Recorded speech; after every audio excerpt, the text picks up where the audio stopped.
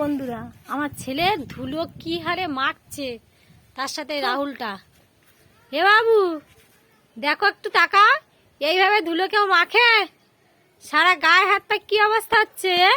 তুই তো পুরো ভূত হয়ে গেছিস। কি করছিস রে, কি করছিস? ওর হাতে লাগবে। তুমি খেলা করছো? ধুলো নিয়ে খেলা? আর কোনো জিনিস পাওনি তুমি খেলা করার জন্য? ধুলোটা কোথা থেকে আনছিস? বাহ, ইটগুলো ক্ষয়ে খেয়ে গেছে, সেখান থেকে ধুলো বের করে এনে তা খেলা করছিস? ভালো। কি অবস্থা করে ধুলো মাখছি ছেলেটা। আজকে দেখ না তোকে কি হারে তো সাবানের শ্যাম্পু মাখাই।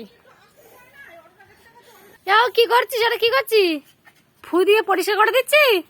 আমার তাহলে আর ঝাড় দিতে হবে না? হ্যাঁ, সারাদিন যদি এত দুষ্টুমি করিস তাহলে আমি কাজটা কখন করব? কি নিয়ে এসছিস? কাটা নিয়ে মারবি সবার?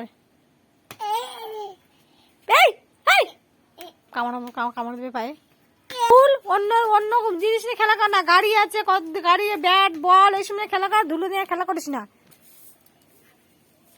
শোনা।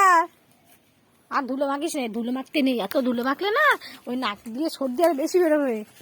জানা না কিচ্ছু না। চলে চলে, আমি কিন্তু মারবো এবার দিকে। রাহুল আর ওই দুজন একসাথে পিটবো এবার। চল চল চল চল।